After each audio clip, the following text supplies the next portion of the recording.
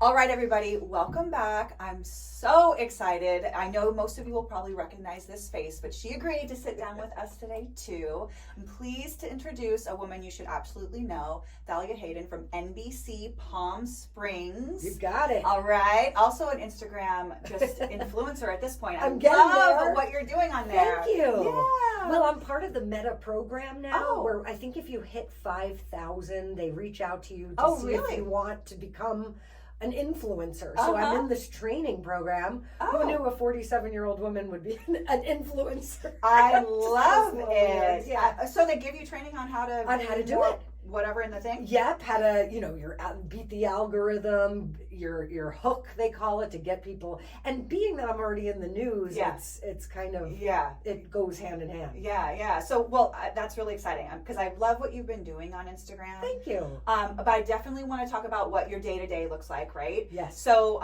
you do a few different things for NBC. Let's talk about that a little bit. Well, I've been there since 2012. And oh, wow. Oh, my I gosh. moved out here for the job. Okay. And I've moved around a lot in the newsroom because if you stay stagnant, it's it could get super boring. Right. So I've been weekend anchor, evening anchor, morning anchor, reporter, producer. I've worn a lot of different hats within the newsroom, but I always end up back on the morning show because people say I have that morning personality, which I guess I do. Yeah. Well, it's you definitely do. Like you're very up, and people I think need to see that in the morning because if you're sort of like this, you'll just be like, people are go just back like, to sleep. Exactly. Go right back to bed. So we've all seen a newscaster like that, haven't we? 100%. Do you have a favorite that you've done so far? Shifts or well, I guess this has become my favorite morning anchor because Jerry and I, he's the weatherman, the meteorologist, Jerry Steffen. We have such a great rapport. It's a small little operating machine. You saw, you came in, she was interviewed, and that's right. It was. It's literally 5 of us who put the whole production which on, is crazy. and we're a well-oiled machine. And when people come in and see that, they're like, "Oh my goodness!" But I think that's what I like about sticking around in a certain place for a long time. Right. If you all do together, then you work well together. Yeah. So the whole crew, from behind the scenes to Jerry and myself, we've been together for a good 10 years. So. Wow, that's amazing. And were you on the news in a different city or a different state? Okay. I started my career behind the scenes in Manhattan on 9/11, the 9/11. Yes. I had just graduated from college, 2001. And I was hired as a production assistant at WNYW Fox 5 News in New York. And I was commuting from New Jersey, and while I was on the subway to coming in, they said, "Did you hear a plane hit the Twin Towers?" And I was clueless. I was like, "Oh, okay." But I walked into that newsroom, and it was mayhem. People were frantic, and it was a sight that I will never forget. Wow. And it shaped my opinion of news and how much the public relies on us to give them the information they need. Yeah. People were calling to see if their loved ones were alive or dead, and calling us before the police. So I realized how vital the news was, and there's tragedy, but there's also community, sports, entertainment. So you get your fill of drama and also fun stuff. Right. Wow. I'm just kind of in my head. I remember where I was. I was tending bar at Fridays, TGI Fridays, here in Palm Desert. Really? And we watched it on the news at the bar, and we were so removed from it, but it also felt so in front of us, and I can't imagine because you're a fresh little news person, and you're like, and I imagine they had a well-oiled way of getting phone calls, what's going to be next, and just... Well, yes, but this was massive, so even you could just see that people that were veterans were shaken. You know what I mean? Oh, like well, it wasn't. How could you not be? Yes, and I remember feeling this was the first time I felt mortal. You know how you're young, you think you're invincible, you're immortal, you could live forever. This was the first moment that I was like, I could die today, and that reality set in. Like, wow. Yeah, at a young age, 20, 21 years old, 22. That's crazy. Yeah. So that's how it started. Yeah. But weren't you glued to the TV? Yeah, everybody was, So, and it is so important, the information that we're being given, which is it's given to us in a much different way now. Right. It's much faster. The news cycle has changed dramatically. Yes, traditional news is kind of out the window. That's why local news, unfortunately, is kind of dying. Yeah. we have our little community station, but we don't get paid well. We don't have many resources. The budget is very low. Right. So it's hard. What keeps you there? I think this community, and I feel at this point like it's a it's my way of giving back, because like I said, I'm not making good money there. So it's my way of giving back to the community, and even those days where I don't feel good, like this morning I woke up and I was a little scratchy and stuff, but I'm like, I owe it to the viewers to put on that happy face and bring it and give what I can, because this was my gift from God. Right. So that's what I feel like. And people who are watching every morning, it's a comfort. Right. To see that familiar face. They feel like they know you, and they appreciate that smile and that energy, and that kind of gets their day started. I have kids, I say kids, but they're in their, late teens. They say, I grew up with you. My mom watched you on TV. She had you on. And I'm like, okay, I'm feeling a little older now, but that's okay. Because they're like grown adults, the young adults that say that their mom had the TV on, and they remembered seeing me when they were running around getting ready for school. Yeah. And that feels so good for 100%. me. You're part of their household. You're part of thousands of households. You're going to make me cry. Yeah.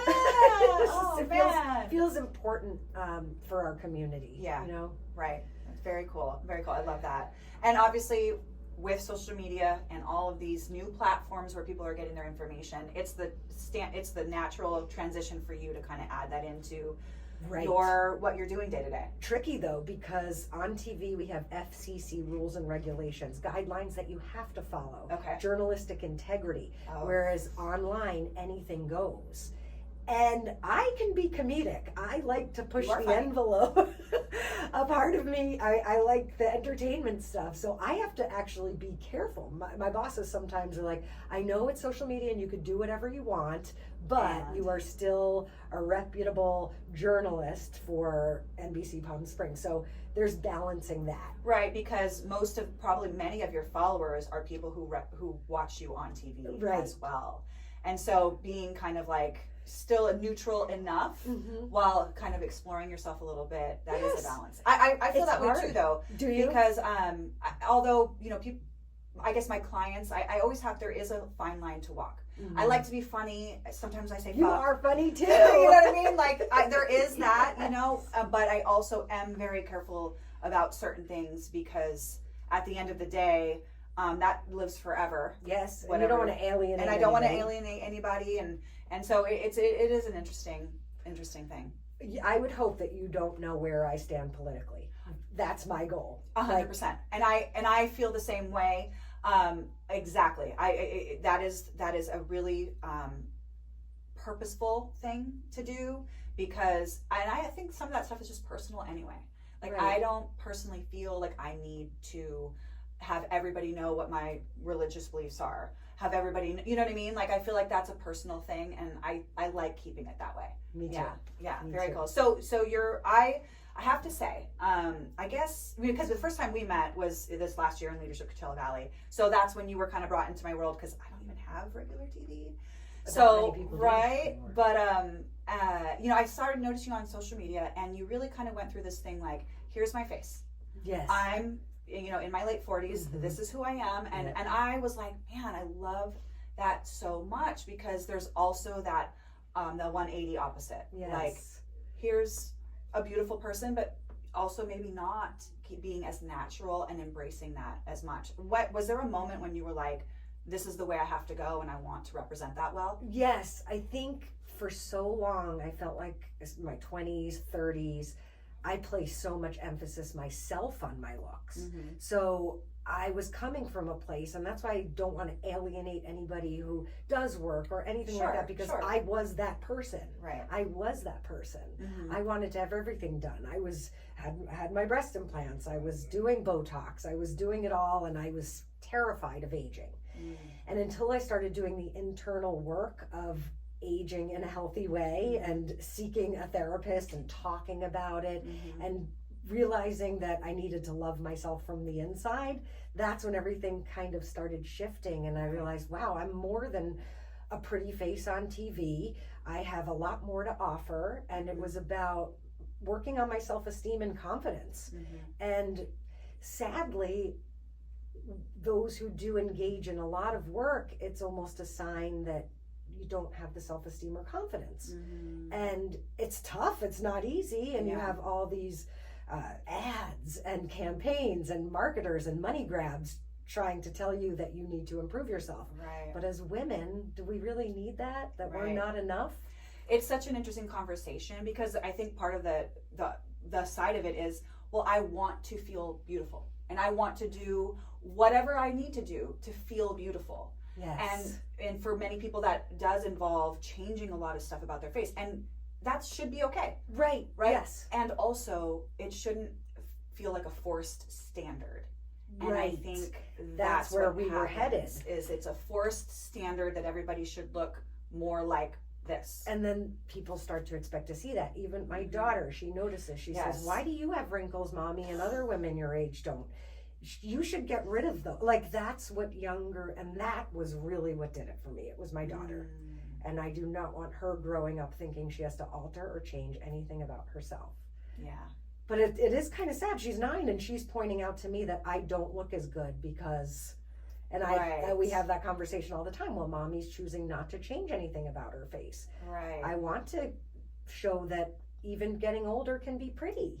Yeah. It's not about that so much. Well, and it's really hard because social media is so prevalent, and your daughter, she is a riot, and I love it so much, and I think there's a lot of value to being so comfortable to be able to get there and do that and be funny and laugh at yourself. Right. That's so important. Yes. But many girls, starting really young, are looking at social media and looking at YouTube and looking at these things, and like, I don't look like that. Right. And they already have skincare regimens at like 8 years old. Yes. And buying all these products, diets. Yeah. I mean, I didn't even put lotion on my body till I was like in my early 20s. I know. Right?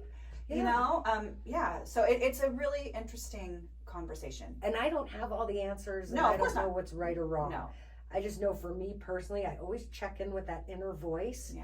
And it says, fight the temptation to go get something done.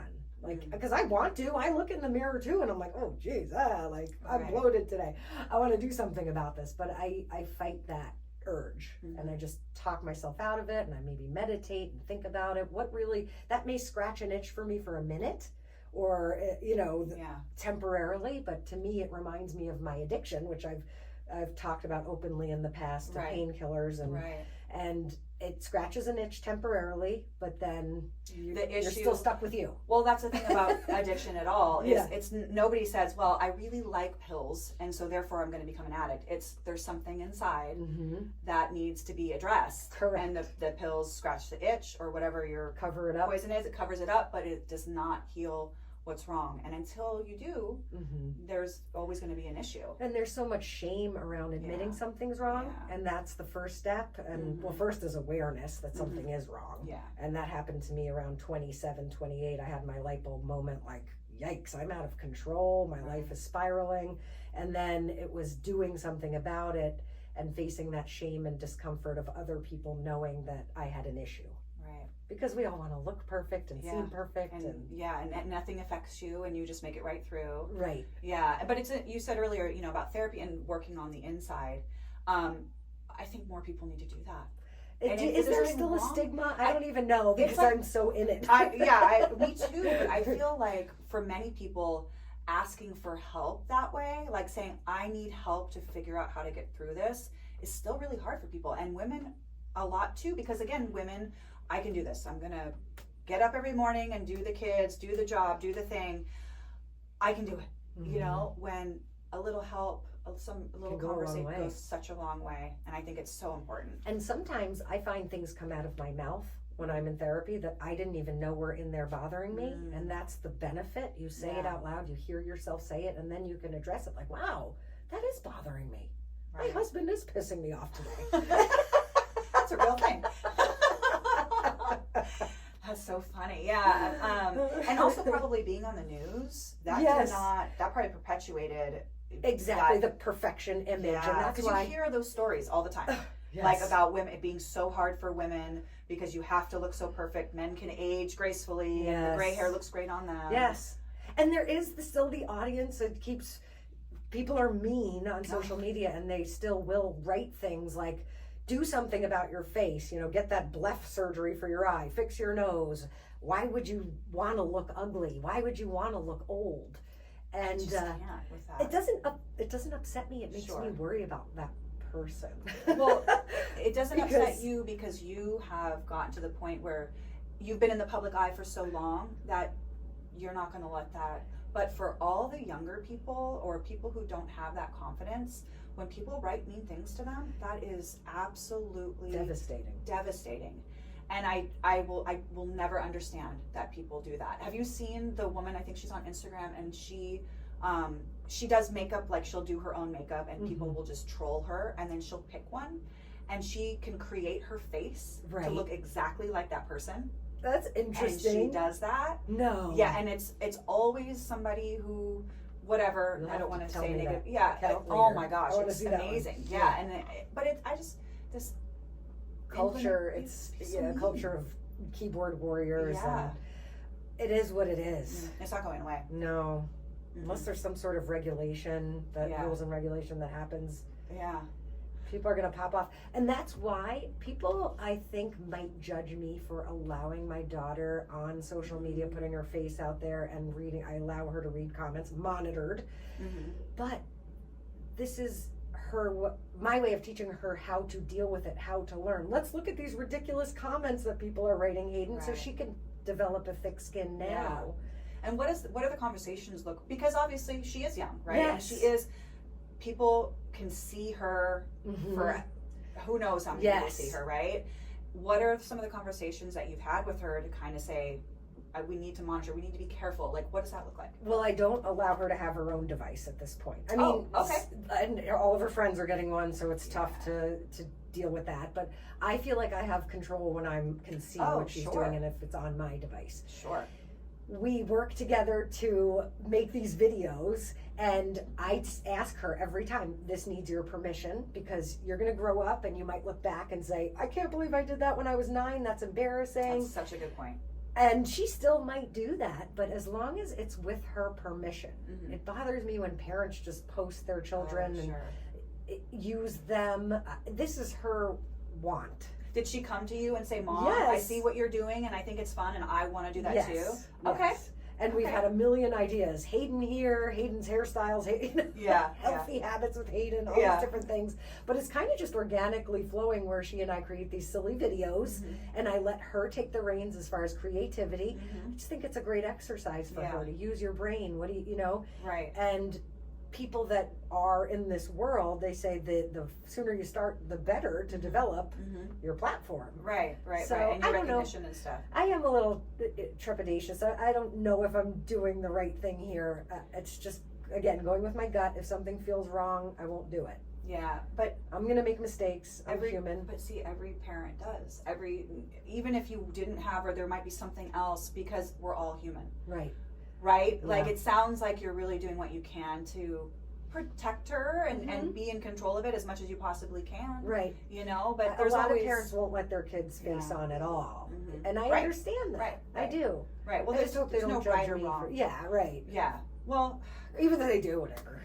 Judgment, right? Like, we could all, I don't know. That's actually, yes, what I've been working on the most, and I think has made me the most fulfilled and joyful person, is to stop comparing myself to other people and don't judge anybody for what they choose to do. Right. Just whenever I am tempted to look at somebody else and think something negatively, turn it around back to myself and ask why. And get curious about, why am I so quick to point a finger? What is this evoking in me? What, you know? That's a very good practice, because generally that's how it works, right? Whether it's like, I don't agree with their views or whatever it is, it's something inside of you. I don't like what they're wearing. What are they wearing? It's something inside of you that's like, oh, okay. So I like that. Self-reflection. Yeah. It's hard, isn't it? But it's a practice that I think has made me a happier person. Yeah. My husband always says, comparison is the thief of joy. Right. And it's true. And it's so easy to look at what everybody else has or is doing and say, oh, I don't have that. I don't do that. Yeah. Oh, Or this is how I flip that. I don't have that, but am I still happy without it? Yeah, I am. I'd like to have that one day, and I know I can have that one day, but I'm okay today with what I have. Yeah. Right? Yeah. I like that. Accepting your lot in life. Yeah. Gratitude. Yes. Gratitude. It's such a simple, basic word, and people throw it around, but it's so, I don't care. It's impactful. Everything. It means everything. Right. Everything. Yeah. And I think we've all been through dark times. 100%. So variations, different levels. I came from a very dysfunctional family. That's where my chaos started when I was little. And I have this level of gratitude for that because I think that when you've been through some real stuff, you can almost have a greater appreciation for when things are good. Yeah. And sure. You know, just so thankful that I got my life on track because it could have went a very different way. Right. Well, and that's interesting because so many of us have grew up in a situation that could have totally, you know, the trajectory of our lives could have gone one way. And then you make a very distinct choice at some point in your life because at the end of the day, we're responsible for that. Right. Like, we're responsible for wherever we are every single day. Yeah. We chose that. And at what age do you think? For me, yeah. So I didn't have a difficult childhood. We were very poor, and my parents were deaf, so there were some challenges around that. Like my struggle came in my later, like 20 to my 40s, right? Like relationship. I was married to somebody I love very much. He was an alcoholic. It was a very difficult, abusive situation. It wasn't until I was 41 where I was like, I'm not doing this anymore. I think that's different for everybody. Some people reach that much earlier, but for me, it was like, I'm not doing this anymore. And some I was never 41. Reach it. And some never do. That's an inspiration that you did. And for I'll anyone... never forget during this point in my life, it was COVID. And we were whatever it was called, we still were allowed to work as real estate agents. And I was showing this woman around, and she was like in her 80s, and she was like, we were chatting, and she was like, yeah, you know, I finally left my husband. Like we were married for 45 years, but I finally did it. You know, he was just a terrible alcoholic. And she's like 83. And I was happy? Like, I just remember looking at her thinking, holy fucking shit. If she did it. Thank God. No, I had already done it. Oh, you had already done it. Okay. I had done it. I was like, thank God. I did not wait until I was 83 years old. Yes. I mean, I'm not saying your life is over at 83, but a lot of stuff is over at 83. Right. You know what I mean? And I just remember it was like almost like a what could have been year in my face. You know what I mean? So it was really impactful moment for me. Wow. Yeah. But also when you do it, you're kind of like, anybody could do it. You should do it. Well, I would say that moment for me was when I got sober at 27. I mean, granted, I did have a few stumbles, but that was my first initial attempt at sobriety, and that was the life-changing moment. Yeah. And I'm glad I started then. Right. Well, sure. But it's like, do you find yourself when you see people who were in a similar situation or something along the lines where they're like, they want it to be better, that they won't take the steps. Yes. You know what I mean? Too many times. It's so hard. It is hard. It's hard for everybody. There's 100 reasons why not to do it. But the most important reason to do it is that life will continue just to move right along. Right. And whether or not you change your situation, you're going to be, you know what I mean? Life is going to go. Or you could choose to change your situation. Yes. And change your life and change that, how it all looks. I think a lot of women feel stuck and they don't feel empowered to make that change. Yeah. And sometimes it does entail hitting a rock bottom moment to say, I cannot do this anymore. We get brought to our knees. Yeah. If only it didn't have to take that, but it does for so many of us. Yeah. Yeah. That's interesting.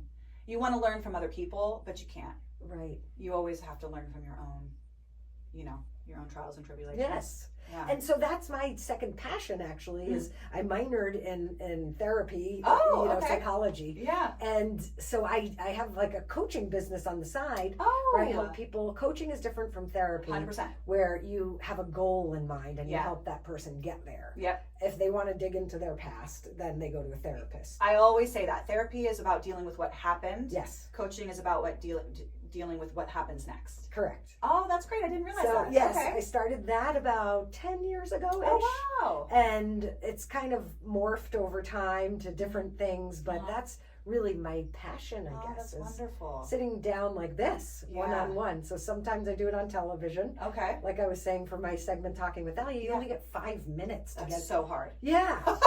And I don't feel like we get anywhere. Yeah, right. Or even for the viewer, I think it's a disservice because we're not really digging into something. Yeah. But you are here, Kelly, and it's wonderful. Thank you.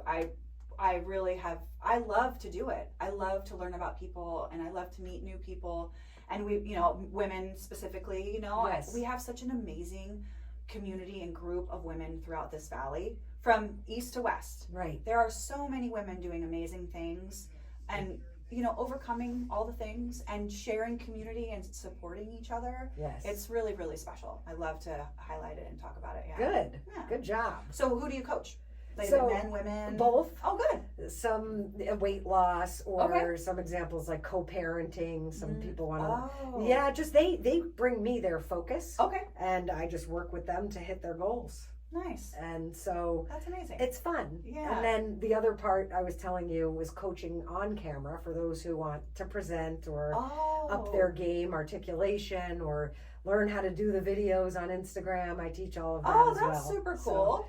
And kids, I'm starting this season for my daughter's school, actually, a workshop to teach kids because they are losing the art of communication because of the devices. So I am so glad they're not making eye contact, body language.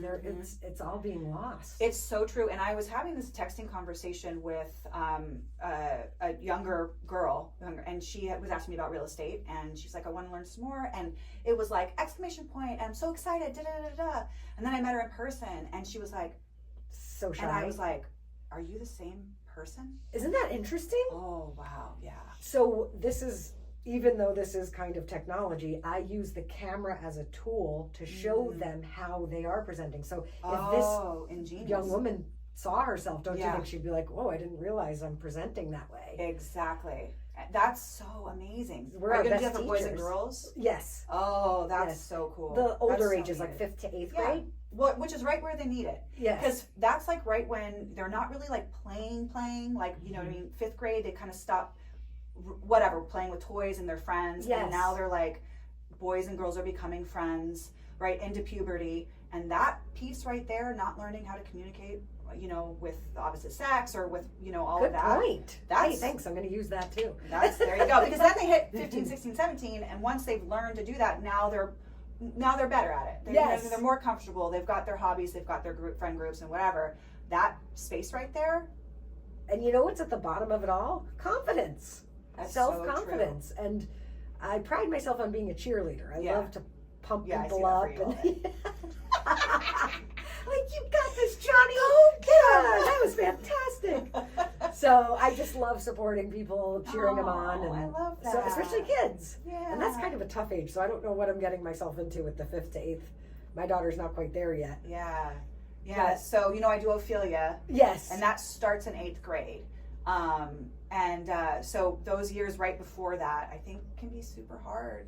You're getting your period, or maybe you're not. Right. Maybe you're getting boobs, maybe you're not. Mm-hmm. You know what I mean? Like, maybe you like the boys, maybe you don't.